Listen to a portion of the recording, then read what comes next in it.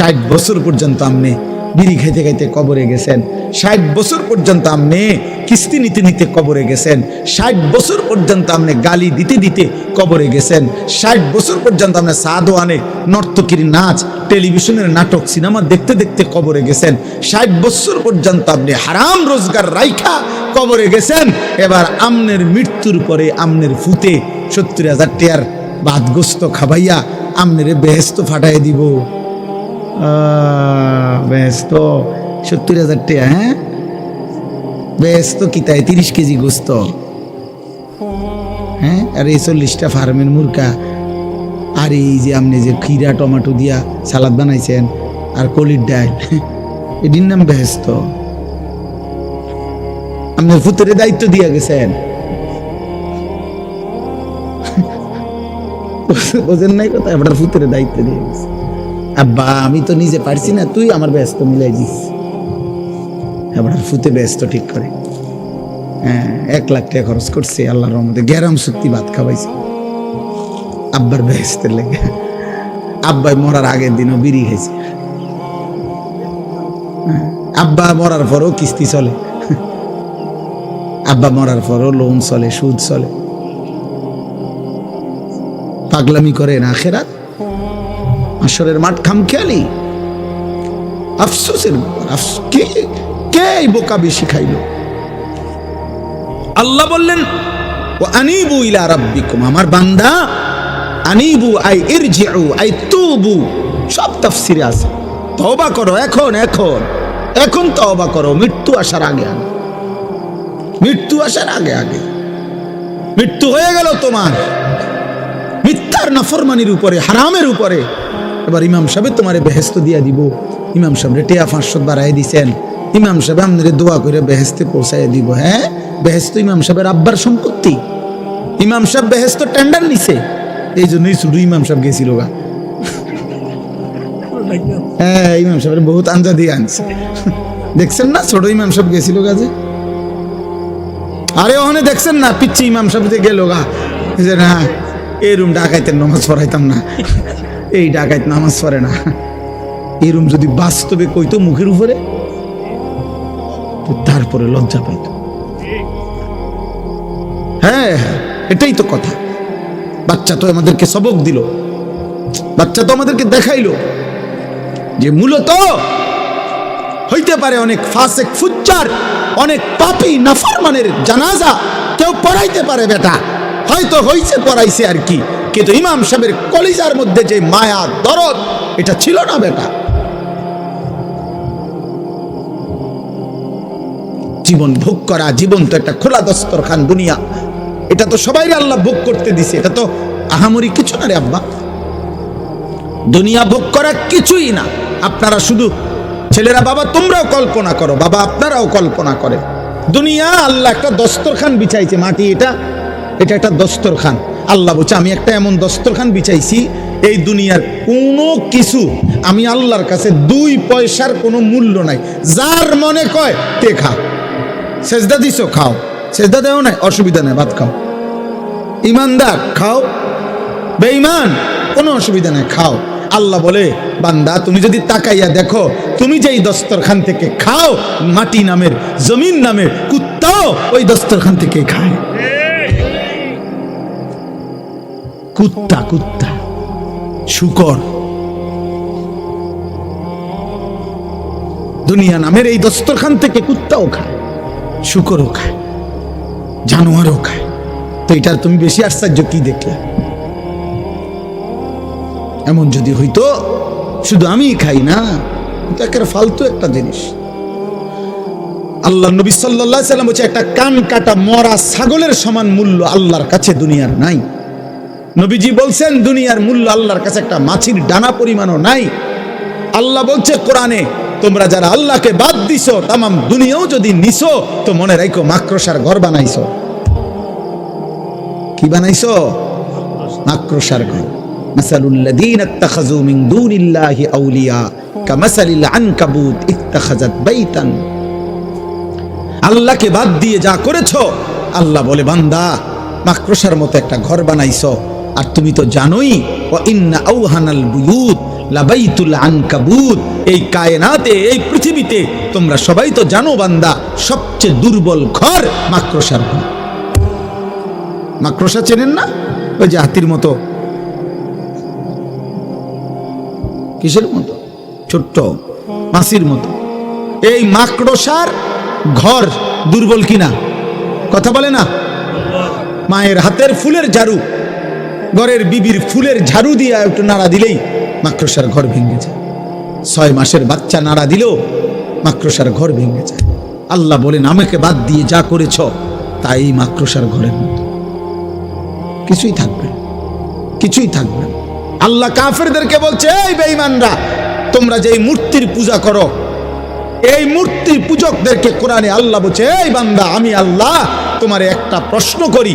আল্লাহ বলছে, আমি তোমার একটা কথা বলি, যে তোমাদের যেই মূর্তি, সেই মূর্তিকে বলো, তোমরা তো তাকে অনেক শক্তিধর মনে করো দেবতাকে, তাহলে দেবতাকে বলো বিশাল কিছু লাগবে না, একটা ছোট্ট মাছি বানাই।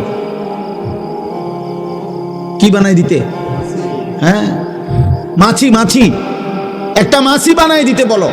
কোরআন শরীফে আছে এটা। এরপরে আল্লাহ বলে, আচ্ছা যদি বলো না আমাদের দেবতা মাছিও বানাই পারতো না, পারে না, এর দূর ক্ষমতা নাই, তো আল্লাহ বলেন, মালিক বলছে, তাহলে হে মানুষ, তোমাদের দেবতাকে বলো যে মাছি বানানোর দরকার নাই, তার গায়ে যখন মাছি বসে এটার কিন্তু তাড়াই দিত। এটা কৌতালে বুঝেন না কথা? মাছি যখন বসে তখন মাছিটাকে একটু সরাই দিতে বলো। হ্যাঁ, আছে তো এইটুকু ক্ষমতা? আল্লাহ তাআলা বলে, তাহলে হে বোকা মানুষ, এটুকু বুঝো না? এটুকু বুঝো না যে একটা মাছিও বানাইতে পারে না, যে একটা মাছি তাড়াইতেও পারে না, এত দুর্বল সে কেমনে দেবতা হয়, সে কেমনে পূজনীয় হয়, সে কেমনে শ্রেষ্ঠ হয়, সে কেমনে মহান হয়?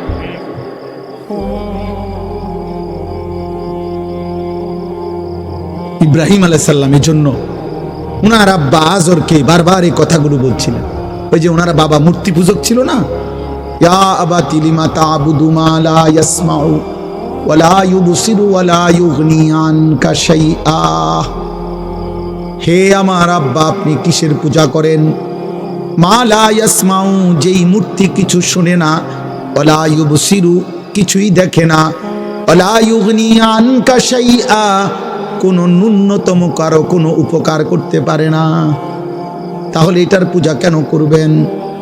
অতএব আজকে এতটুকুই কথা, আমরা প্রত্যেকে ইনশাআল্লাহ চেষ্টা করব আল্লাহ তাআলা আখিরাত পরকাল আমাদের হায়াতের কদর করে ভাই কাজে লাগাইলো। এই রাত, এই সময়, এই দিন না লাগাইলো এই হায়াত। অতএব আমরা যেন প্রত্যেকে শুধু দুনিয়ার হিসাব মিলাইয়া সন্তুষ্ট না হই, বরং আখিরাতের ফিকির করি। আল্লাহ আমাদেরকে তৌফিক দান করে। এই আর 1 মিনিট শুধু আয়াতটার তর্জমা বলি, তাইলে এই কথাটাই আল্লাহ বলছেন। আল্লাহ বলছে, চারটি বদ অভ্যাস, মন্দ স্বভাব যার, আল্লাহ বলেন মনে রেখো তার ঠিকানা শুধুই জাহান্নাম। 1, ইন্নাল্লাযীনা লা ইয়ারজুনা লিকাআনা। 1, আল্লাহ বলে জীবন চলার পথে যারা আমি আল্লাহর সাক্ষাৎ জান্নাতের আশা করে না। 2, ওয়ারাদু বিল হায়াতিদ দুনিয়া, জীবন চলার পথে যারা দুনিয়ার জীবনেই খুশি হয়ে গেছে।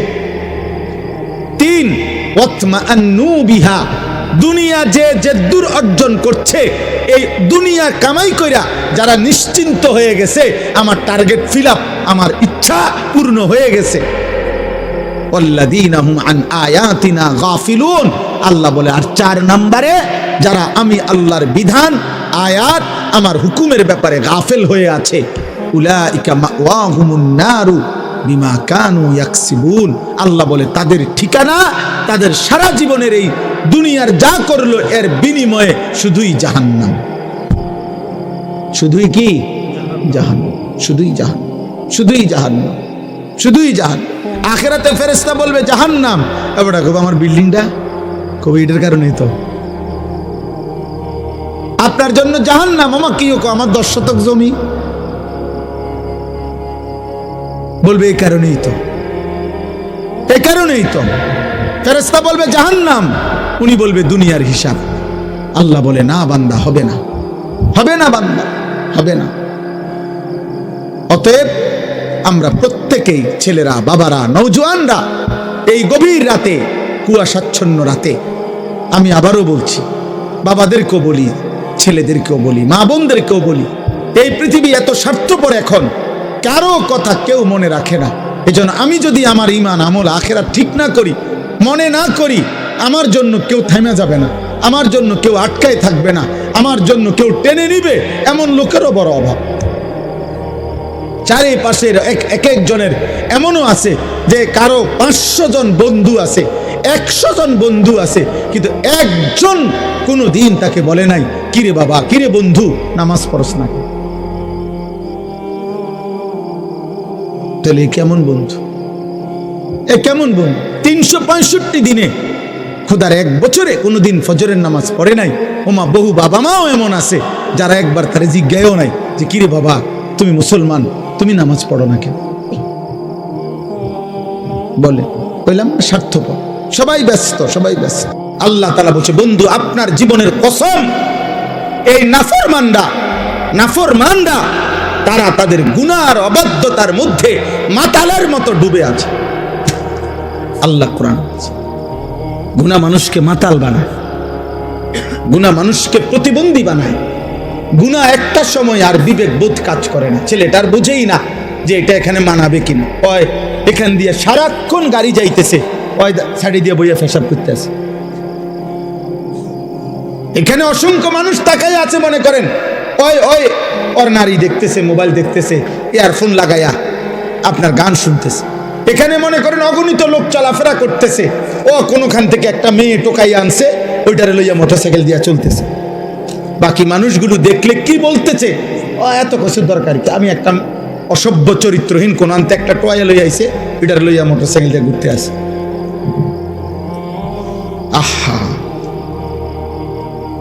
আল্লাহ আমাদেরকে হেফাজত করেন, আল্লাহ তোমাদেরকে বিবেক দান করেন, আল্লাহ অভিভাবকদেরকেও বুঝ দান করেন। স্বেচ্ছাসেবকের কার্ড যাদের গায়ে লাগানো, তারা সবাই এই পিছনে সবাই ছেলেদেরকে বসান, একজনকেও দাঁড়াইতে দিবেন, একজনকেও না। হয় তারে চলে যেতে বলেন, অনুমতি আছে যাওয়ার, আমার কোনো অসুবিধা নেই। আমি দিল থেকে ইয়াকিনের সাথে এটা বিশ্বাস করি যে একজনকে আল্লাহর কথা বললে সওয়াব হয়, একজনকেও আল্লাহর কথা বললে কি হয়, নেকি হয়। আর আমার সওয়াব দরকার, আমার নেকি দরকার, অন্য কিছুই দরকার নেই, অন্য কিছুই দরকার নেই। মূল্যায়ন অবমূল্যায়ন কোনোতেই কিচ্ছু হয় না, আসে যায় না, আসে যায় না। রাসূলুল্লাহ সাল্লাল্লাহু আলাইহি ওয়াসাল্লামকে আল্লাহ তাআলা বলছেন, আপনি আপনার জিম্মাদারি আদায় করেন। ফাসদা বিমা তু'মার ওয়া আ'রিজ আনিল জাহিলিন। আল্লাহর আদেশ আপনি বলতে থাকুন, প্রত্যেক অজ্ঞ মূর্খ আপনি তাদের থেকে নিজেকে আড়াল করুন, মানে আলাদা রাখুন। কোরআনুল কারীমের মধ্যে আছে, ওয়া ইযা সামিউল লাগওয়া আ'রাযু আনহু ওয়া ক্বালু লানা আ'মালুনা ওয়া লাকুম আ'মালুকুম সালামুন আলাইকুম লা নাবতাগিল জাহিলিন।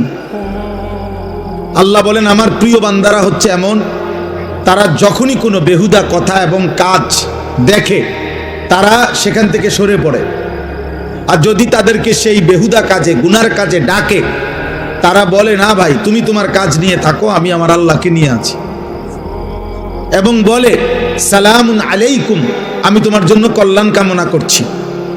এবং এটাও বলে তুমি যতই ডাকো লা নাবতাগিল জাহিলিন, অজ্ঞ মূর্খ নাফরমানের সঙ্গী আমি কখনোই হব না। তুমি আমারে ডাকতে পারো, আমি আসবো না, আমি অজ্ঞ মূর্খ। এই জন্য কোরআনুল কারীমের এই কথাই স্পষ্ট বর্ণনা, প্রত্যেক পাপী মূর্খ, আমি কিংবা তুমি, জওয়ান কিংবা বুড়া, যে গুনাহ করে সে মূর্খ। কুল্লু মান আসাল্লাহ ফাহুয়া জাহিল, তাফসীরে ইবনে কাসিরের মধ্যে আছে, যে আল্লাহর নাফরমানি করে সে মূলত মূর্খ, জাহেল, অজ্ঞ, আহম্মক। এই জন্য কোরআনুল কারীম পাপীদেরকে নাফরমানদেরকে, কোথাও বলছে লা ইয়াকিলুন, ওদের আকল নাই। কোথাও বলছে লা ইয়াফকাহুন, ওরা কিছুই বোঝে না। কোথাও বলছে লা ইয়ালামুন, তারা কিছুই জানে না, কিছুই জানে না। কোরআনুল কারীমে আল্লাহ তাআলা বলছে আমাদের সবাইকে যে হে আমার বান্দা, তুমি একটু খবর নাও, চারিদিকে খোঁজ লাগাও, এই পৃথিবীর ইতিহাস দেখো, আমার পৃথিবীতে দেখো, খবর নাও। আর খবর নিলেই দেখবা ফানজুরু কাইফা কানা আকিবাতুল মুকাদ্দিবিন, যুগে যুগে মিথ্যাবাদীদের পরিণতি কি হয়েছে, খবর নাও। ফানজুরু কাইফা কানা আকিবাতুল মুফসিদিন, দুনিয়ার মধ্যে যারা বিশৃঙ্খলা, ফাসাদ, অন্যায় অনাচার করত, তাদের পরিণতি কি হয়েছে দেখো। ফানজুরু কাইফা কানা আকিবাতুল মুনজারিন, দুনিয়াতে যাদেরকে আমি আল্লাহর পক্ষ থেকে ভয় দেখানো হয়েছিল জাহান্নামের, আখিরাতের, অথচ পাত্তা দেয় নাই, তাদের পরিণতি কি হয়েছে দেখো। ফানজুরু কাইফা কানা আকিবাতুল লাযিনা মিন ক্বাবলিহিম, তোমাদের পূর্ববর্তী নাফরমানদের পরিণতি কি হয়েছে দেখো।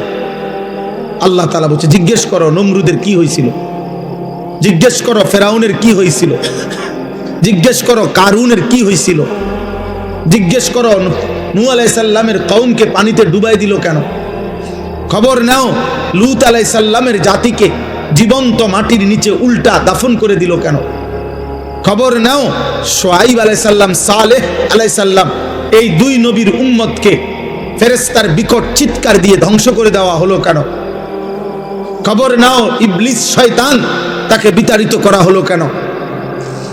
আল্লাহ তাআলা বলে তুমি খবর লাগাও, তাইলে তো তুমি শুনবা কি কারণে এরা এত ঘৃণিত হলো। আজ হাজার হাজার বছর পরে পৃথিবীর মানুষ ফেরাউনের নামে কোনো কুত্তার নামও রাখে না কেন? নমরুদ এই নামটা এতটা ঘৃণিত যে কোনো মানুষ কোনো জানোয়ারের নামও রাখে না। আবু জাহেল এতটা ঘৃণিত যে পৃথিবীর মানুষ কোনো কুত্তার নামও রাখে না। আবু লাহাব এতটা ঘৃণিত যে পৃথিবীর মানুষ কোনো কুত্তা জানোয়ারের নামও আবু লাহাব রাখে না। কেন এমন হলো? এটা কোরআনে আল্লাহ বারবার এই জন্য ফানজুরু, দেখো দেখো বান্দা খবর লাগাও। আওয়ালাম ইয়াসিরু ফিল আরদ, আমার জমিন ঘুরে ঘুরে দেখো এই পৃথিবীর ক্ষমতাধররা কোথায়, এই পৃথিবীর জালেমরা কোথায়, এই পৃথিবীর অহংকারীরা কোথায়, এই পৃথিবীর নষ্ট নারীরা কোথায়, এই পৃথিবীর রূপ যৌবন সৌন্দর্য বিক্রি করত ওই অসভ্য চরিত্রহীন রমণীরা কোথায়, এই পৃথিবী জুলুম করত, অন্যায় করত, খুন করত, সন্ত্রাসী করত ওই নিকৃষ্ট ডাকাতরা কোথায়, খবর না। পৃথিবী তাদেরকে কখনো স্মরণ করে কিনা? কারো কলিজায় তাদের প্রতি কোনো হারামখোর, মদখোর, নেশাখোরের প্রতি কারো দিলে কোনো ন্যূনতম শ্রদ্ধাবোধ আছে কিনা তুমি দেখো, তুমি দেখো, তোমরাও দেখো ভাই। তোমরা যারা এখন ছেলেরা এই যে যেই সমস্ত বেঈমানের মতো চুল রেখে তোমরা ফ্যাশন করছো, ওই বেঈমানকে কেউ শ্রদ্ধার সাথে স্মরণ করে কিনা তুমি দেখো। আমি যার মতো রাখছি সেই সাহাবায়ে কেরামকে তো মানুষ শ্রদ্ধার সাথে স্মরণ করে। তোমরা যারা দাড়িবিহীন, তো দাড়িবিহীন কোনো মানুষকে পৃথিবীতে কেউ শ্রদ্ধার সাথে স্মরণ করে এমন কোনো ফাসেক তার নাম বলো। দাড়িওয়ালা নবী সাল্লাল্লাহু আলাইহি সাল্লামকে তো মানুষ কলিজা দিয়া ভালোবাসে। দাড়িওয়ালা আবু বকর, ওমর, ওসমান, আলীকে তো মানুষ কলিজা দিয়া ভালোবাসে। তো তুমি দেখো, আমার কথা হইলো যাররা পরিমাণ ভাইয়া ন্যূনতম বিবেক কাজে লাগাও, যে আমি যার মতো সাজলাম তার একটা যুক্তি তো আছে, যে আমার এটা অনুসরণীয় কেন, আমি কেন পছন্দ করলাম, আমি এই চুল পছন্দ করলাম কেন, এই চেহারা পছন্দ করলাম কেন, আমি এই পোশাক কেন পছন্দ করলাম, আমার চয়েস হইল কেন, এর পিছনে ন্যূনতম একটা যুক্তি থাকতে হবে, একটা ব্যাখ্যা তো থাকতে হবে। সেই ব্যাখ্যাটা কি, সেই যুক্তিটা কি বলো না বাপ, একজন বলো, একটা ছেলে বলো। আব্বা সারাদিন যাদের মোবাইলে জীবন কাটে নারী ছবি দেখে, এই জীবনটা তোমার এভাবে যে চলতেছে, এটার উপরে তোমার কি ফায়সালা, মানে কি ভাবনা, তুমি এভাবে কোথায় যাইয়া পৌঁছবা? এক ওয়াক্ত নামাজ যাদের কপালে জোটে না, নাফরমান, অসভ্য, বেয়াদব, বেনামাজি, তুমি কোথায় গিয়ে থামবা? আব্বা তোমার মতো চরিত্রহীন তোমার মতো চরিত্রহীন কোথায় গিয়ে থামবা? একদিন কি শেষ হবে না? এই হায়াত, এই রাত শেষ হবে না? এই যৌবন শেষ হবে না?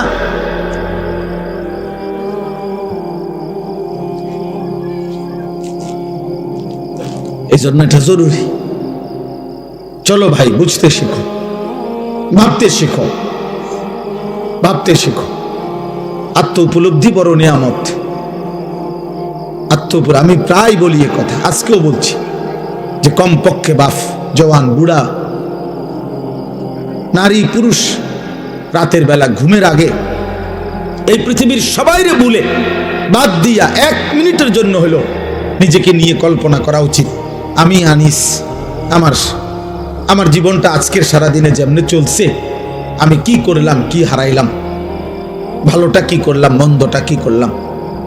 আমি একজন মানুষ, আমি একজন মুসলমান, আমার কিছু দায়িত্ব ছিল কিনা, আমার সৃষ্টিকর্তা আমাকে কিছু বলেছেন কিনা, আমার নবী সাল্লাল্লাহু আলাইহি ওয়াসাল্লাম আমার জন্য কিছু বলেছেন কিনা। আজকে সারাদিনে আমার আল্লাহর বিধান যা ছিল আমি তা পালন করেছি কিনা। এই কমপক্ষে নিজের সাথে আল কাইয়িসু মান দানা নাফসাহু ওয়া আমিলা লিমা বা'দাল মাউত। নবী সাল্লাল্লাহু আলাইহি ওয়াসাল্লাম বলেন, বুদ্ধিমান সে যে তার নিজের হিসাব করে এবং মৃত্যু পরবর্তীর জন্য আমল করে। ওয়াল তানজুর নাফসুম মা কদ্দামাত লিগাদ। আল্লাহ তাআলা বলেন, হে মুমিন, আমি আল্লাহ তোমাকে বলছি বান্দা, তুমি প্রতি মুহূর্তে লক্ষ্য করো, খেয়াল করো যে আজকের দুনিয়া থেকে আগামী কালকের আখিরাতের জন্য তুমি কি পাঠিয়েছো। ওই যে দেখেন, ওই ভাইকে দেখেন, ওই দেখেন, ওই মোবাইলটা ধরে, ওই ফালতু মিয়া, চলে যান মিয়া, উঠে যান মিয়ান থেকে, বাইরে গিয়ে ছবি উঠান মিয়া, সিএনজি ছবি উঠান, আবার হাসে মূর্খের মতো। এখন ভাল লাগছে নি লজ্জা পাইয়া? আমি তো নিষেধ করছি রে ভাই, আমি সুন্দর করে বলছি কিনা বলেন? তো তাহলে তেড়ামি করলেন কেন? আমি তো জবরদস্তি করে বসাই নাই, আমি তো অনুমতি দিছি। আব্বা, কেউ চলে গেলে আমার কোনো আপত্তি নেই। আমি সেই আনিসুর রহমান, এই মুরাদনগরের গলিতে গলিতে আমার মনে আছে আমি 4 জন শ্রোতার সামনে 2.5 ঘন্টা 3 ঘন্টা বয়ান করছি। 10 জন শ্রোতার সামনে আমি 3 ঘন্টা বয়ান করছি, কোনো অসুবিধা নাই। আল্লাহর কথা একজনকে বললেও নেকি হয়। আমার সওয়াব দরকার, আমার নেকি দরকার। ব্যাপক পরিচিতি দিয়ে আমি কি তা করব?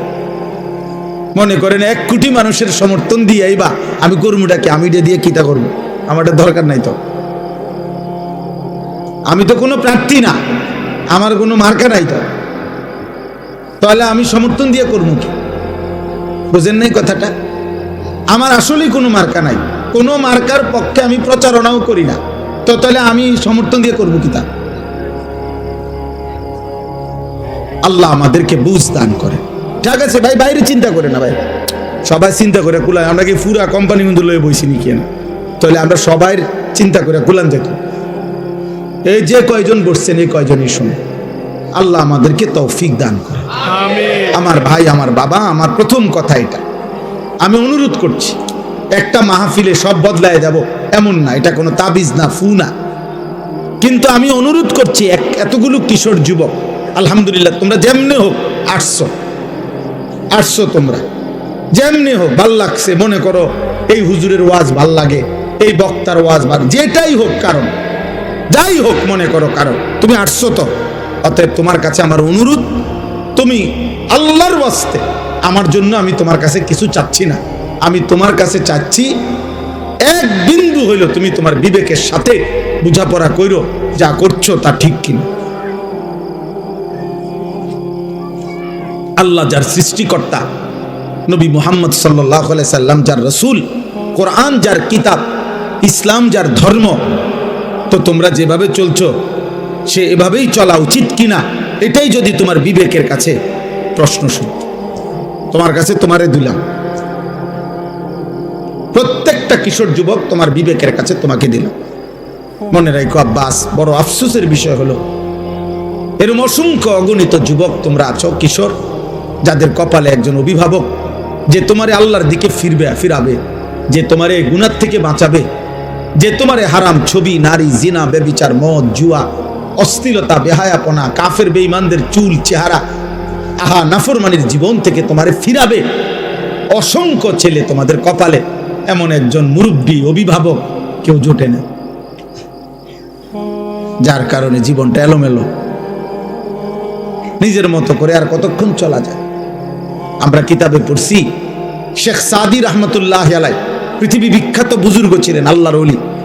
শেখ সাদি রহমতুল্লাহ বলেছেন, ইন্না মিন আযমি নিআমিল্লাহ আলা আবদিহি আন ইউওয়াফিকাহু লিসুহবাতিল আখিয়ার।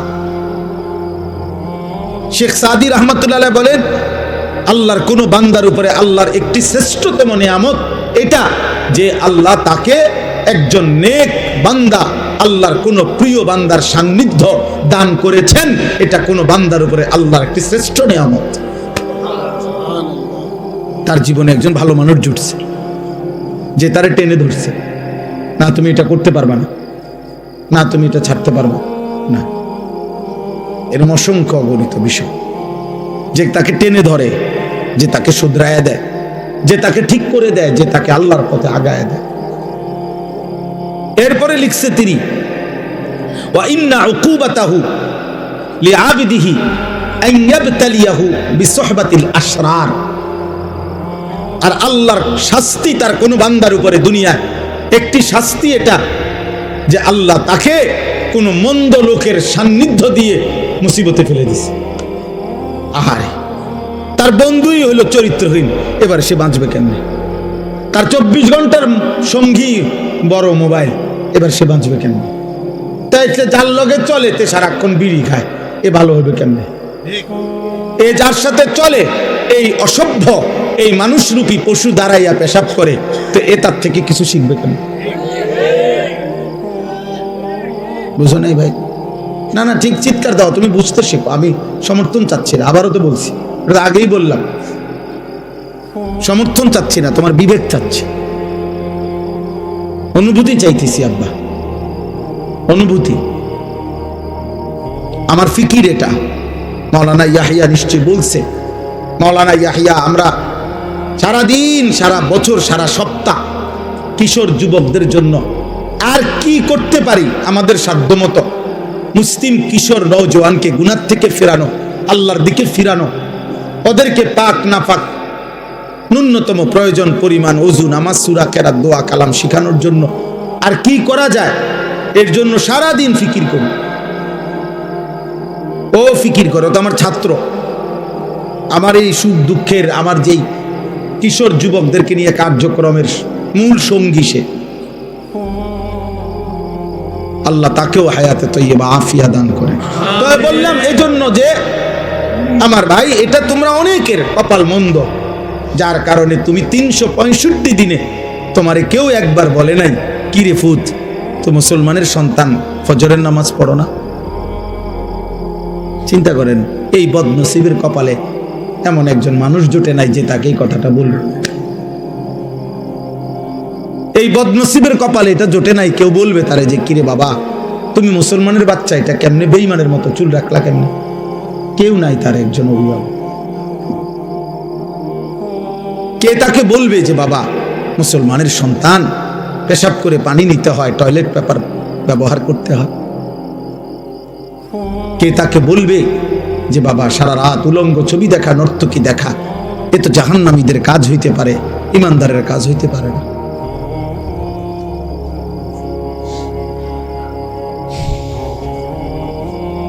এই জন্য দোস্ত আমার, বন্ধু আমার, ওলামায়ে কেরামের সান্নিধ্য গ্রহণ করো, মসজিদের ইমাম সাহেবের সান্নিধ্য গ্রহণ করো, আশেপাশে নেককার আলেমদের আসা যাওয়া করো, জীবনটা বরকত হবে।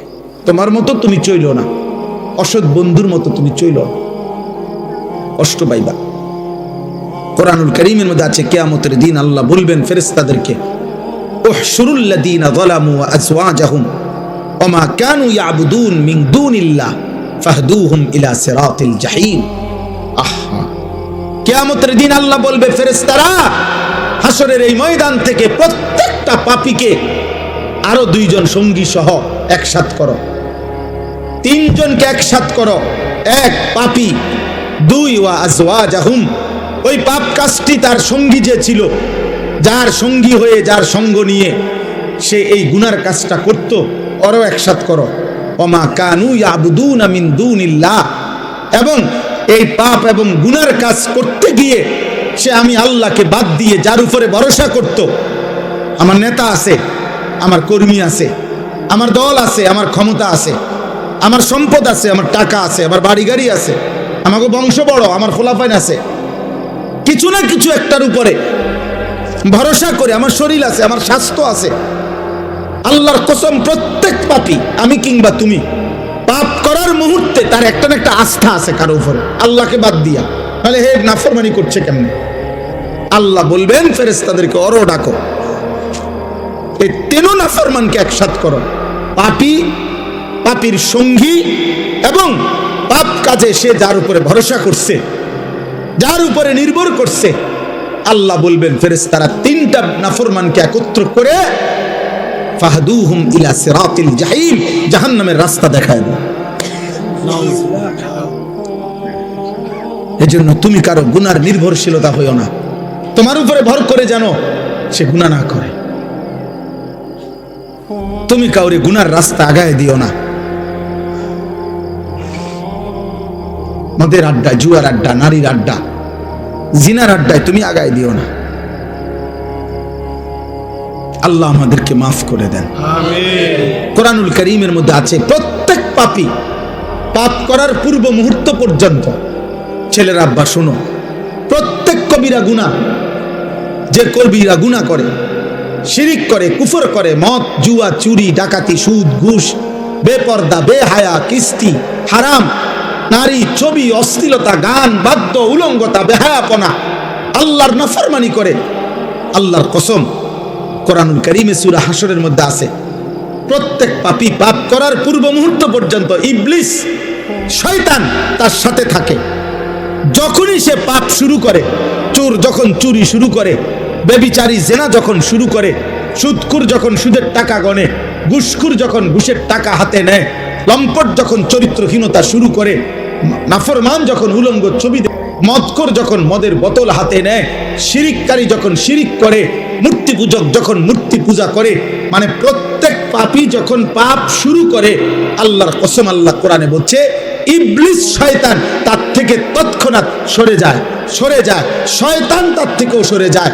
মানুষ তো দূরে থাক, শয়তান পর্যন্ত বলে ইন্নী বারীউম মিনকা, আমি তোর থেকে মুক্ত, ইন্নী আখাফুল্লাহ রাব্বাল আলামিন, আমি বিশ্বাস করি যে পাপের কারণে আযাব আসে, হতে পারে তোর উপরে আযাব আসবে, আর আমি যদি তোর সাথে থাকি ইবলিস, আমার উপরেও আযাব আসবে, এই জন্য আমি তোর থেকে সরে গেলাম, তোর নাফরমানি তুই কর।